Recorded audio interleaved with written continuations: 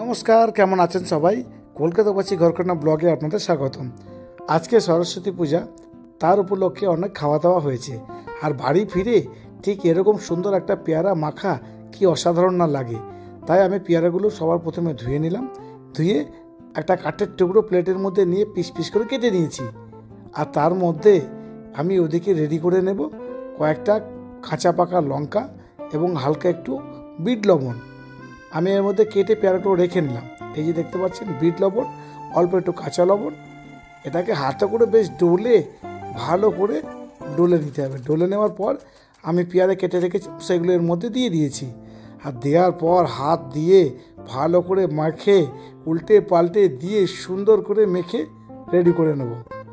আর তারপরেই দেখব একটা পিস খেয়ে কেমন হয়েছে, কি অসাধারণ না হয়েছে। কেমন লাগলো আমার এই রেসিপিটা আমরা কমেন্ট করে জানাবেন আমাকে। ভালো লাগলে অতি অবশ্যই লাইক করে দেবেন। জিভে জল তো আসবেই।